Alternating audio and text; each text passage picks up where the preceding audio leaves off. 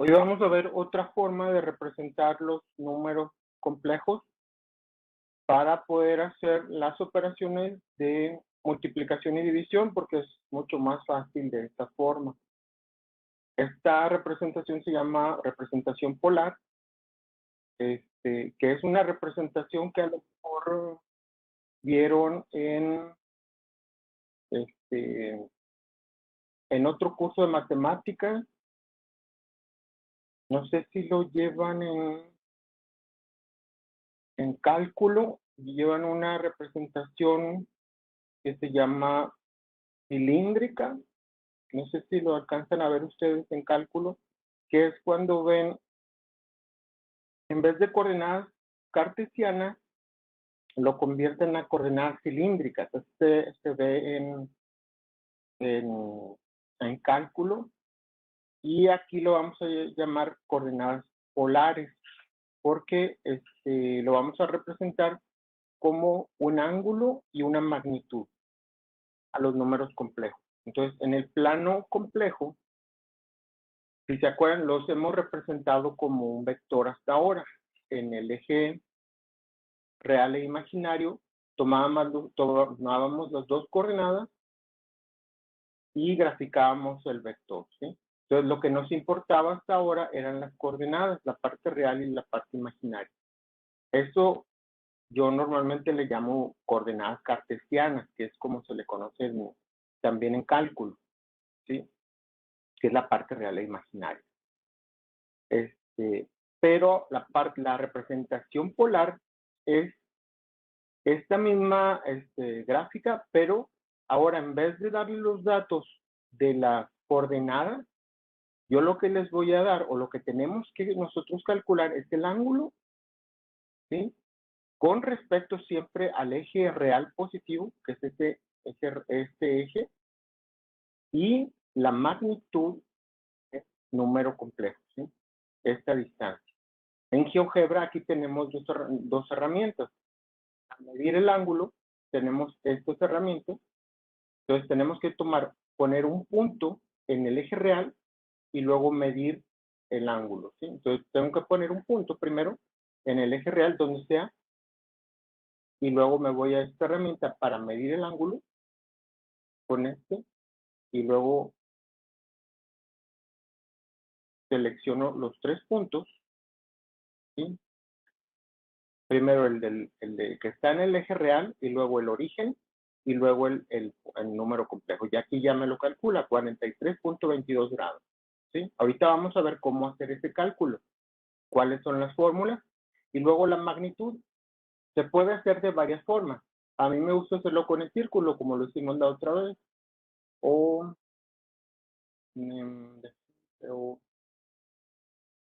distancia. Entonces, si lo hago con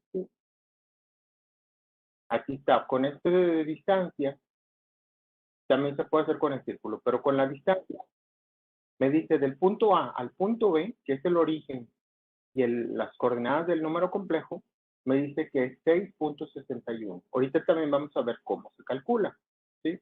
Inicialmente acá arriba ustedes pueden ver las coordenadas de B, que es el número complejo, 4.82, 4.53. Eso sería el número complejo. Entonces aquí yo podría poner las coordenadas. La representación que hemos visto hasta ahora es 4.82 más 4.53, ¿sí? Que yo le llamo coordenadas cartesianas. Y ahora las coordenadas polares serían la magnitud y el ángulo, ¿sí?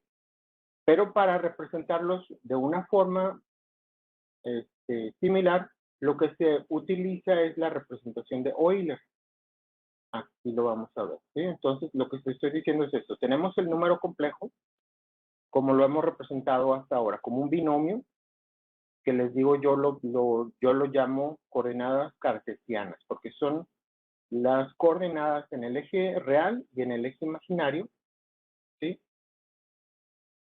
Y la magnitud sería la hipotenusa del triángulo que se forma, ¿sí? Entonces, les dibujo aquí el triángulo. Entonces, aquí de de este número complejo formamos un triángulo rectángulo, ¿sí? Donde el cateto adyacente es la parte real y el cateto opuesto es la parte imaginaria, ¿sí? Entonces, la hipotenusa va a ser siempre la magnitud del número complejo, ¿sí? Es lo que dice aquí. El cateto opuesto es la parte imaginaria, el cateto adyacente es la parte real. La representación polar está formada por la magnitud, que es la distancia del origen, a la coordenada X, ¿sí? Y se calcula con esto, como la fórmula es de una hipotenusa, se usa la fórmula de Pitágoras, ¿sí? Que es la raíz cuadrada de la suma de los cuadrados, ¿ok? Y para el ángulo, aquí depende del cuadrante, porque si ven, en este caso, este número complejo está en el primer cuadrante y estoy midiendo el ángulo desde el eje real positivo. Entonces, el triángulo se forma de esta forma. Está muy sencillo el cálculo, ¿sí? Voy a poner ahora un número complejo en el segundo cuadrante para que vean que la fórmula no está tan sencilla, porque en este caso, lo pongo así, para calcular este ángulo, que está aquí de 43.22, ¿qué función trigonométrica usaríamos? Si vemos que aquí está el triángulo, usamos la tangente inversa. Cateto opuesto entre cateto adyacente, tangente inversa y nos da 43.22. ¿Sí? Eso lo podemos hacer en la calculadora. Déjenlo hago aquí. Les comparto la calculadora para que lo hagamos. Lo voy a hacer en la calculadora de la computadora, pero ustedes, acuérdense, pueden ir practicando con su calculadora normal. Entonces, aquí en la calculadora ponemos primero cateto opuesto. Acuérdense, cateto opuesto es la parte imaginaria, 4.53. Y luego lo divido entre el cateto adyacente, que es la parte real, que es 4.82, entre 4.82. Y ahí tengo el resultado. Primero hago la división. Y luego le voy a poner la tangente inversa. Aquí, para hacerlo, le pongo segunda función. En la calculadora sería como un shift. Pongo segunda función y aquí me aparece la tangente inversa. O cotangente. Perdón, la cotangente. ¿Sí? Y ahí está, 43.22. Aquí la calculadora está en grados. Todas las calculadoras que venden están en inglés. Entonces, en su calculadora debe aparecer una D chiquita, porque debe ser degree. Si aparece una G, G quiere decir gradiani, que es una medida que se utiliza en mecánica y que ustedes nunca van a utilizar. ¿Sí? Entonces, siempre debe de ser D, de degree. ¿Sí? Entonces, aquí está configurada para grados, entonces aquí me dan grados. ¿Ok? Y lo pueden convertir a radianes. Pero ahí ya está el cálculo y está muy simple. ¿Sí? Ahí también lo vamos a hacer en Excel. Hay funciones para hacerlo directamente en Excel. ¿Sí? Entonces, esa es la forma de calcularlo, pero es para el primer cuadrante. Entonces, aquí tienen la fórmula del primer cuadrante. Simplemente la tangente inversa del cateto opuesto entre el cateto adyacente. Como en el primer cuadrante los dos componentes son positivas, aquí de todos le pongo el valor absoluto, aunque no es necesario, pero siempre lo vamos a dejar así. Valor absoluto para evitar números negativos. ¿Sí? En estas operaciones hay que evitar todos los negativos. Como aquí en la fórmula de Pitágoras, de todos modos con los cuadrados van a desaparecer, pero en la tangente inversa hay que evitar. ¿Okay? Ahora, vamos con el segundo cuadrante. Voy a borrar esto. Entonces, ahora voy a poner un número complejo cualquiera aquí en el segundo cuadrante. ¿Sí? Aquí se forma también un triángulo, más o menos. ¿Sí? Pero el ángulo, acuérdense que lo tengo que medir siempre con respecto al eje real positivo, que es la parte del lado derecho, ¿sí? De este lado. Entonces, acuérdense, tengo que poner un punto en el eje real positivo, tiene que estar del lado derecho, y luego para medir el ángulo, uso esta herramienta y hago un clic en el punto del eje real, el origen, y luego el número complejo. Y ahí está el ángulo 150.36, ¿sí? Si ven, es un ángulo mayor a 90 grados, porque aquí ya está en el segundo cuadrante. Y no pasa de 180, porque 180 es ya 2 cuadrantes, ¿sí? Entonces, ahí está el ángulo. Y si ven, está fuera del triángulo. Entonces, aquí tendríamos que buscar una forma de cómo calcular ese ángulo que está fuera del triángulo. Y luego la magnitud, el cual usamos este medidor de distancia del origen al número complejo. Ya está, 7.34. ¿Sí? Y ya está. Pero el ángulo, lo más importante es el ángulo. ¿Cómo lo vamos a calcular? Tenemos otra vez el triángulo, el cateto opuesto y el cateto adyacente. Con estos catetos yo puedo calcular el ángulo interno. Voy a medirlo. El ángulo interno, ahora lo voy a medir al revés. Lo medí. B, A, C, pero no lo seleccioné. B, A, C, ¿sí? Y lo acomodo para que lo puedan ver. Y ahora aquí tengo ese ángulo, ¿ok? Vamos a ver qué propiedades tienen estos dos ángulos. Voy a sumarlos para que vean. A ver si les está compartiendo. Déjenme compartir sobre la calculadora. Entonces, aquí en la calculadora voy a sumar esos dos ángulos, 150.36 más 29.64. ¿Sí? Deben de sumar 180 grados, porque si ven, forman el medio arco completo. ¿Ok? Entonces, quiere decir que yo puedo calcular el ángulo externo usando otra vez la tangente inversa. ¿Sí?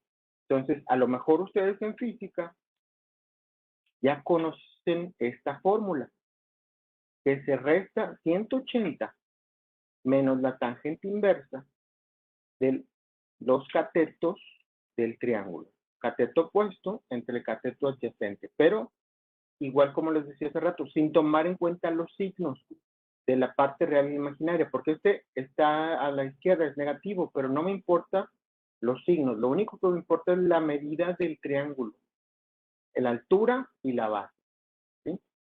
Entonces tengo que dividir la altura, que es el cateto opuesto, entre la base, que es el cateto adyacente, le calculo la tangente inversa y me va a dar 29.64.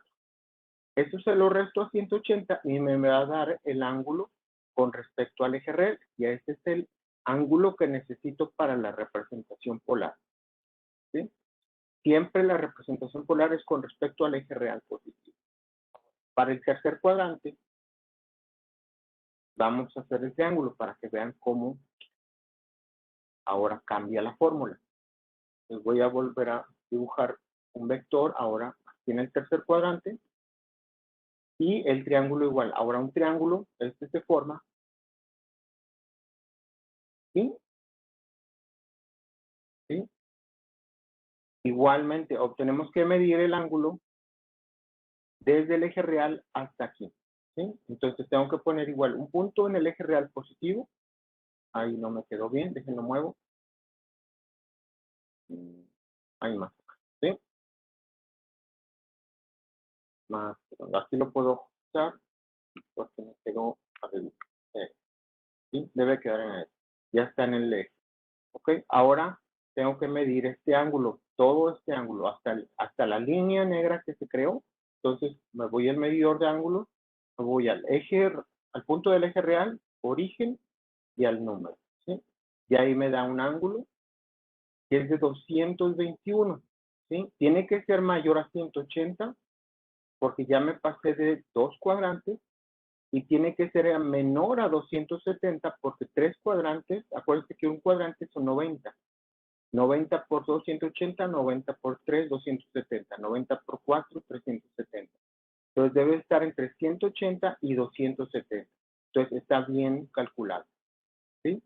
Pero si ven, está una parte dentro del triángulo y otra parte es medio arco. Entonces quiere decir que yo podría usar igual la fórmula del triángulo. Aquí yo podría calcular el ángulo del triángulo.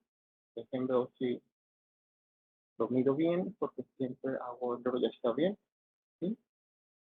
Lo acomodo. Si ven, el ángulo que está por dentro del triángulo es 41.28. Y ahora voy a ponerles otra vez la calculadora para que vean qué relación tienen esos dos ángulos. Ahora le voy a restar a 221.28, le voy a restar este pedacito, menos 41.28. Y me da otra vez 180. Quiere decir que todo este ángulo es medio arco más el ángulo que está dentro del triángulo. Quiere decir que otra vez puedo usar la función de la tangente inversa usando las medidas de los catetos sin importarme los signos y luego sumo 180 grados. Entonces, por eso la fórmula del tercer cuadrante es 180 más la tangente inversa. Esto es el ángulo del triángulo interno que se forma con el número complejo. ¿Ok? Y la última fórmula sería del cuarto cuadrante. Y ahora en el cuarto cuadrante igual voy a poner un vector. Aquí está. Y ahí voy a poner otra vez un triángulo. Siempre es con respecto al eje real, ¿sí? Al eje horizontal. Y ahí está el triángulo. Y ahora acuérdense, el ángulo se mide con respecto al eje real positivo. Entonces tengo que poner un punto aquí, donde sea. Voy a ponerlo fuera. Y ahora medimos el ángulo. Entonces empiezo aquí. Y luego voy al origen. Y luego termino en la recta que se forma. ¿Sí? Y ahí me da el ángulo que se mide. Entonces ahora como estoy en el cuarto cuadrante, estoy entre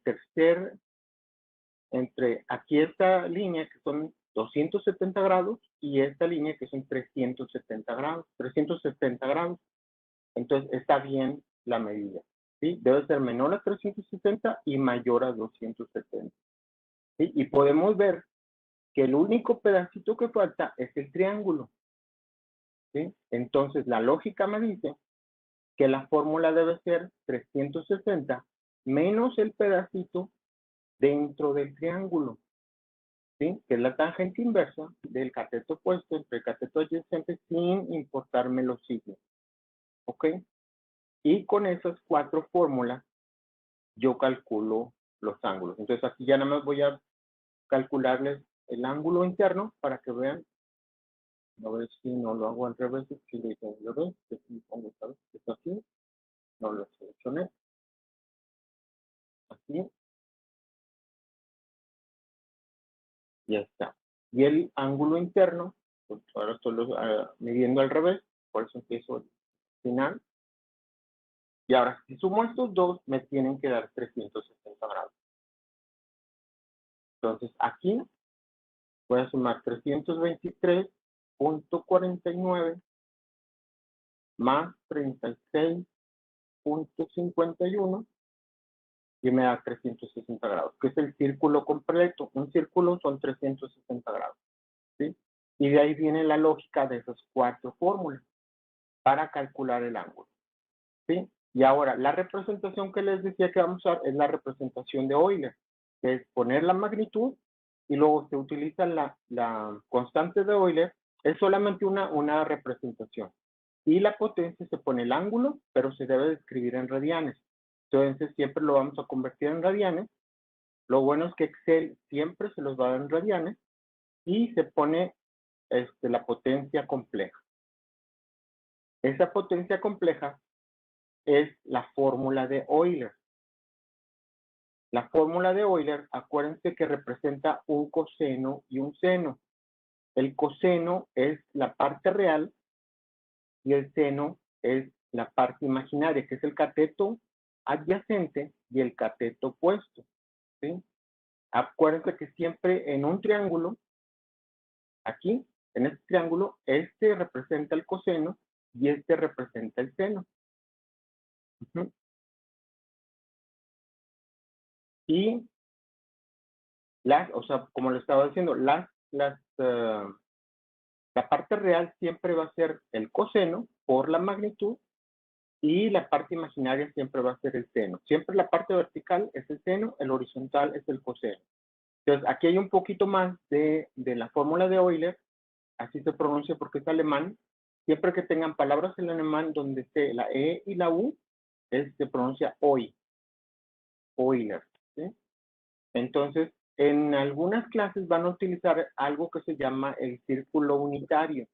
Entonces, aquí está la misma fórmula de Euler, pero ahora con una magnitud.